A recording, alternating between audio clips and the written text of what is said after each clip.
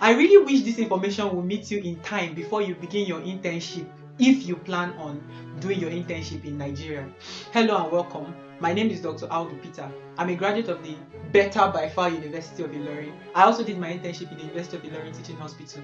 And I just want to share some information with you that I think is important for you to know before you start your housemanship in Nigeria. I'm doing this video quite some time after my internship, so it is not induced, it is not stress induced. I don't have anything to declare. I'm not doing it because of anybody. I'm doing it to share some experiences with you, and so that you have a better experience and with less regret and less stress than those who have gone before you. All right. Now, the first thing I want to tell you, and this is very, very serious. If you watch these next few seconds and you're tired, you can stop the video. But the first thing I want to share with you is, guys, you need to protect yourself when you get to the hospital. Get vaccinated as soon as possible. If you've not, get vaccinated as soon as possible. Hepatitis, for ladies, HPV, meningitis, all the itis, everything, just get vaccinated. The reason why is because the diseases don't care about your degree. I'm a doctor too, and I've been sick, and I'm telling you, knowing the pathophysiology does not reduce the pain. So it's a different ball game altogether. So I want you to protect yourself at all times. Do not lose your guard. It's very, very important. The reason why I'm saying is because post-house job, when you're going to do your viral markers post-house job, you'll be scared, because you'll be wondering if you had really protected yourself. One needle prick from one posting somewhere 5 months ago, and then always it will be in your mind. So you have to protect yourself. Be careful. Be careful. You remember the pledge. You pledge now to take care of yourself, and you have to take care of yourself. For the love of hypocrisy, if you can't take care of yourself, you cannot take care of the patient. Anyway. Now, the structure of the internship program in Nigeria is the 12-month period of internship. You're going to do 4 postings. Each posting will last for a 3-month period. You are going to have typically 1 month of leave, and you can take it depending on the hospital you work. You can take it either in fractions or as a whole 1 month. But it all depends on you. Internship is supposed to last for 12 months. If you do something that that extends the posting, it's all rests in your hands. However, that was just on a lighter note. But it is true, interns get extensions, 2 weeks, 1 month, depending on whatever they've done that required the punishment and all that. Anyway, the structure of a unit typically is you're going to have a consultant, and you're going to have senior registrars and registrars, and then you'll be the intern.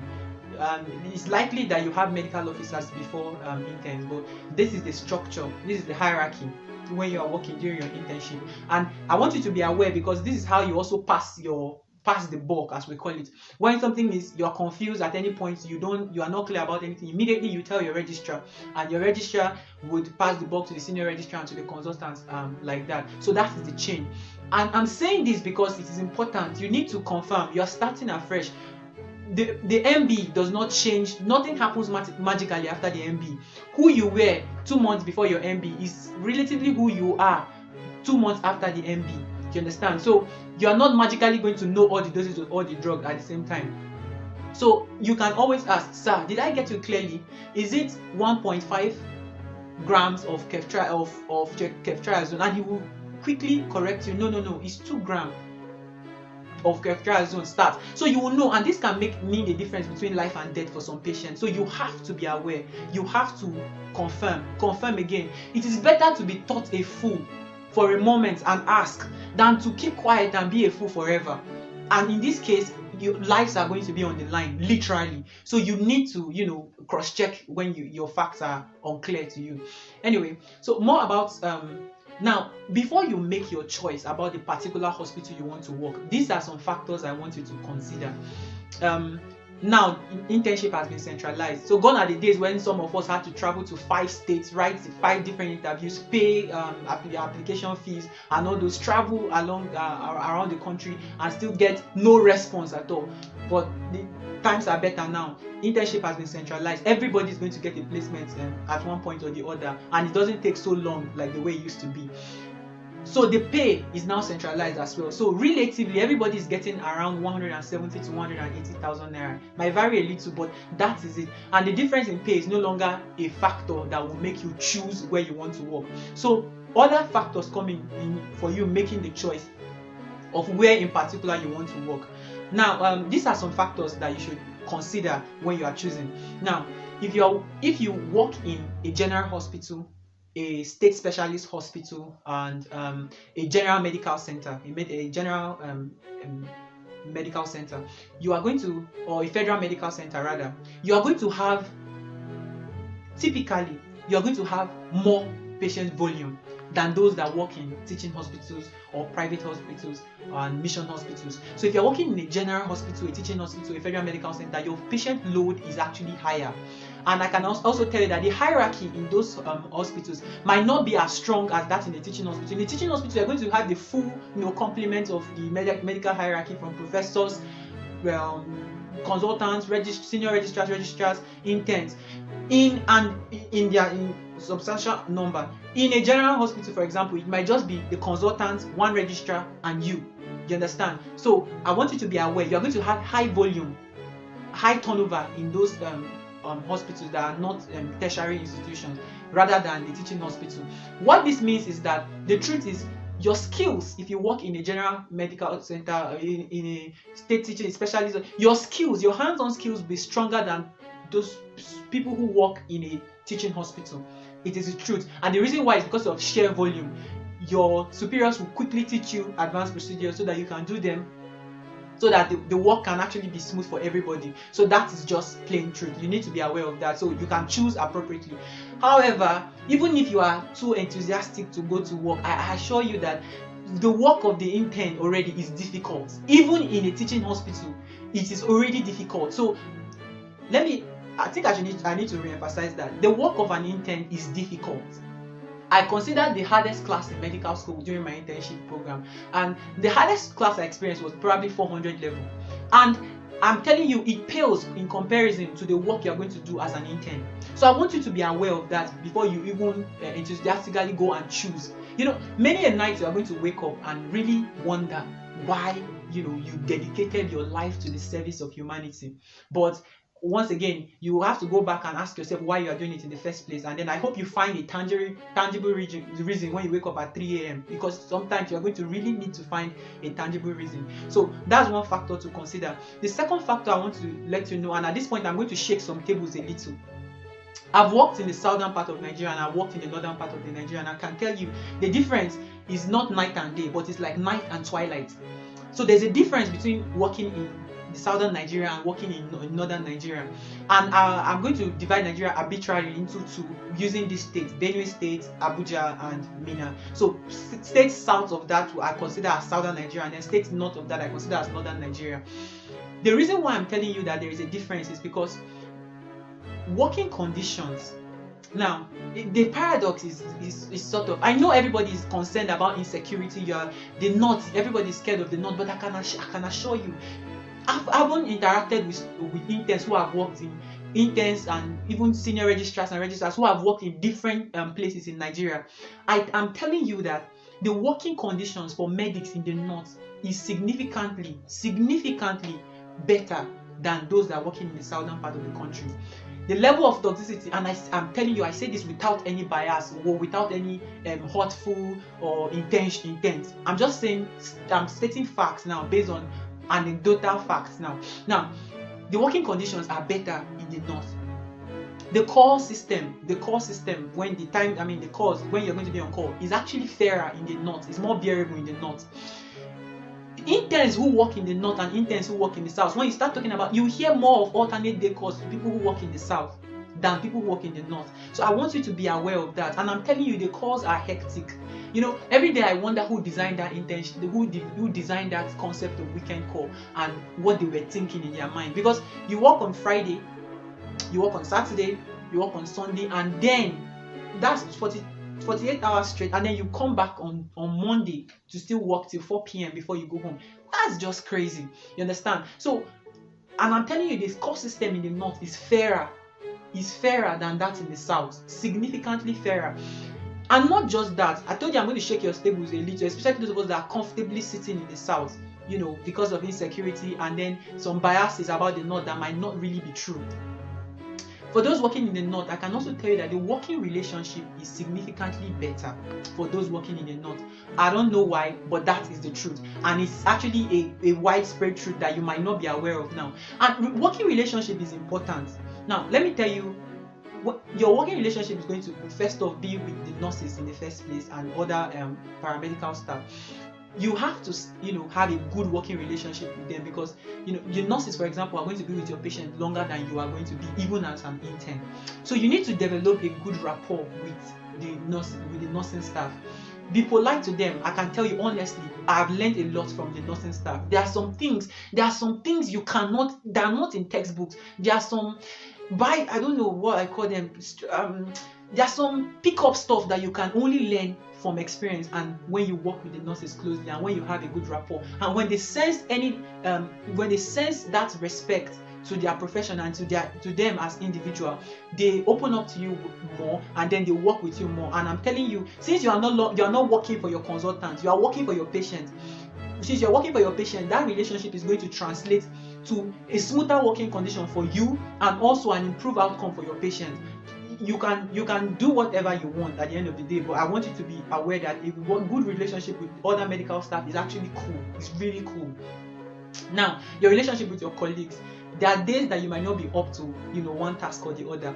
So if you don't run away from their duties, if you help others, when your time comes, someone is going to help you and cover for you significantly more than you can even imagine. So I just want you to know that having a sound working relationship with your colleagues is important. Now, the working relationship with our seniors, unfortunately, is not totally in your hands.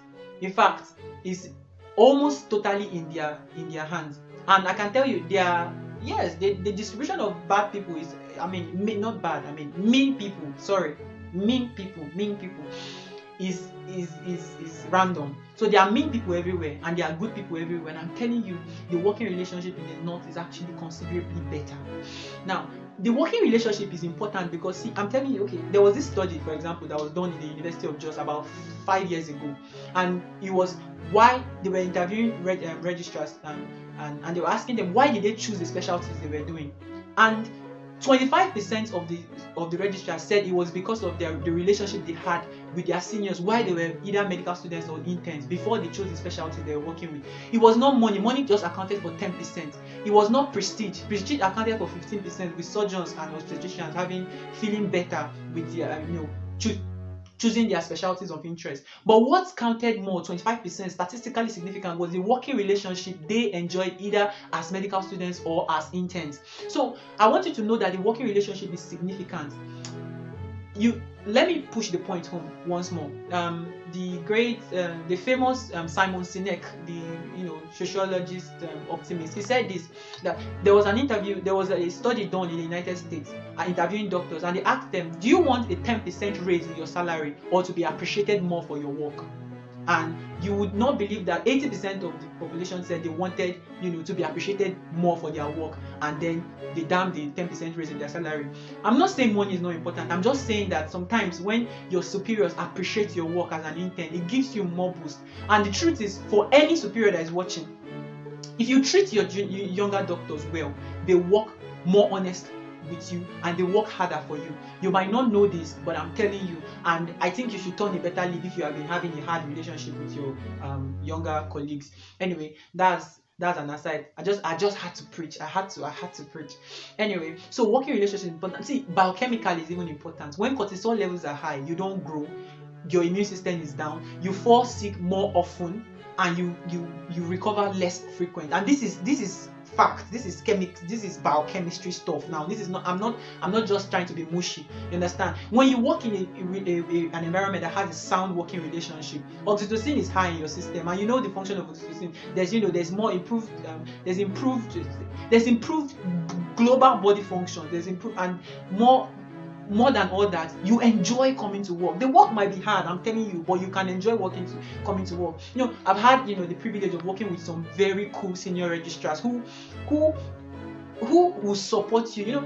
the neurosurgeons, for example, in the University of Ilorin Teaching Hospital where I trained, they might work as late as 2 a.m. at night, but after the shift, all right, so the senior registrar will drive you to your quarters before he drives home, and he's going to be back by 7 a.m. See, those guys blew my head off. I was like, how can people be this? You understand? And every intern is now looking forward to working with the neurosurgeons, even though they have the worst time schedules ever. But because of the cordial relationship that we enjoyed with them, we really, really love them. These are guys that will remember your name, 9 months after you rotated through their posting and greet you by your first name. That's on the whole level. That's on the whole level of relationship. And I'm telling you that even though mean people are randomly distributed around the world, I think the proportion is less in the north. So I know when people want to make when they want to make choices, you might not rationally start considering the fact the north is probably under your list.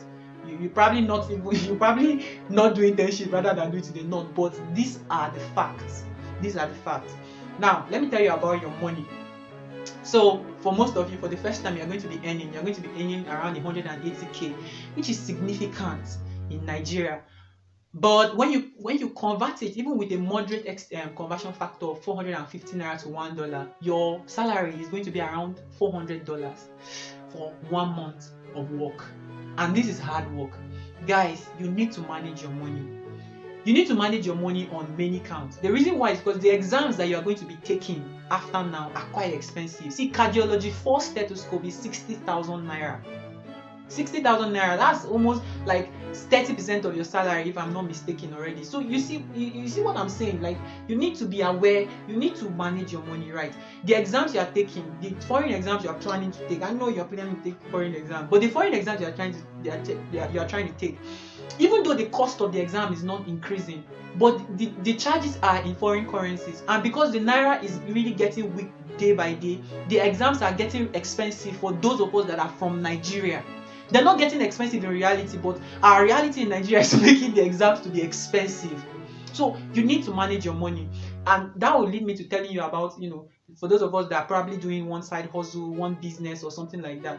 Yeah, it is possible to combine, business with your internship. I mean, I did it. It's possible, but I can tell you plain that it's difficult. It's difficult to do it. The reason why I'm saying is because your internship is a full-time job. You're probably going to be working 100 hours a week. 100 hours a week. And so combining it with the business might not think about it. And the reason why I'm saying is an investment where you be a passive investor and have this substantial ROI at the end of the month, return on investment, is probably better for you, where somebody actually manages your business for you and then you can get the profits and the returns. And I'm telling you, even if you have a return on investment of 15% a month, is actually better than trying to do something by yourself and combining it with work, depending on your skills. But I just want you to be aware that the internship work is actually a full-time job. Combining it with family and even just your physical well-being is even challenging enough. So just think about that. I don't need to warn you more. You know how volatile the digital economy is. So be careful when you invest in those kind of things, so you don't lose everything, and then at the end of the house, your internship, you are now like, where did all the money go? That's a very bad question to be in the shoes of asking. Anyway, so much about your money. Let me just push that point home finally. During your NYC, that's $400 a month is going to drop to about $220 a month. Your salary is going to be slashed like by half as a copper compared to when you are doing your internship. So you really need to manage your money wisely. If you want to take, read a few books on money management, I think you should. And you need to learn how to politely say no to people who are asking. You need to politely know how to say no. Using PiggyVest and all those accounts that can make you lock your money is a very good financial discipline that you can imbibe. Now, lastly, I think I'm going to tell you about managing the stress and then managing the sorrow of internship. I think I should tell you about managing the stress first. Sometimes during my internship program, I had to climb 3 flights of stairs upstairs to the male medical ward, and I took the first flight in a run and I lost my breath in the second flight. I lost my breath, and that day the reality dawned on me that stress is not exercise. So in all your hard work, this is the point where you have to, physician, heal thyself. This is the time where you're going to, direct that counsel into yourself. Look for somewhere and put that 30 minutes of 30 minutes of exercise, physical exercise, aerobic exercise, 3 times a week. Look for somehow and squeeze it in, because if you do, you are going to enjoy more vitality and you are going to enjoy the work more. And you cannot perform well if you don't feel well. I mean, you're a doctor. I shouldn't be preaching, this to you anymore. Now, let me tell you. So manage your stress somehow. I subscribe to the, work hard, play harder philosophy. I didn't used to subscribe to it before, but now I know. Especially when you are working 100 hours a week. I should tell you lastly about managing the sorrow.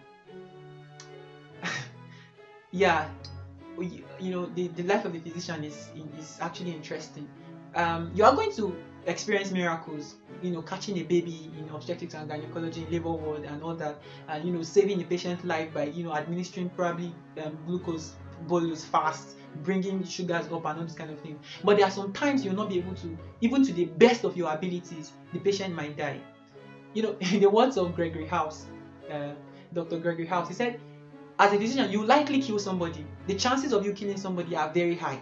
Hospitals are actually very, paradoxical places. The horrors that go in there are really terrible. What happens in the theater, for example, cutting open, removing things, putting new things and all that. But even in all our stitching and unstitching, there are sometimes that all the king's horses cannot help us to save the patient. And at that point, you might go home and 4 a.m. in the morning, you are wondering, how did that 25-year-old that came with a gunshot, how did he die? If I had run to the blood bank faster, I probably have gotten an extra pint. If I had or that woman that came with twin gestation and then died because she went to a traditional birth center and she had a previous scar and then they were giving oxytocin and then she ruptured and then baby and the wife and the mother died. Those kind of things will happen. You probably have someone with stage 4 pancreatic cancer with metastasis to the lungs and to the brain, and is going to die, and there's nothing you can do about it. At that point, you need to remind yourself. I was in that point at some particular point. And then I had to remind myself. I was just reading the preface of the Oxford Handbook of Medicine, and I saw a very interesting quote there. He said, in those situations, it is not you that killed the patient. It's the disease that killed the patient. You were only trying to help. And at that point, the patient passed. So all you have to do is remind yourself that you are not responsible. The disease was responsible, and you were just only trying to help. And with that, maybe you might find some respite when you want to have that early morning 10 minutes of sleep that will give you the vitality you need to start your day. So that is how I'm going to bring this video to an end this time. If you enjoyed this video, share with your classmates, share with your friends, and if I'm inspired, I will do another video to talk about the technicalities and the technical aspect of internship. Until then, cheers and have a wonderful experience.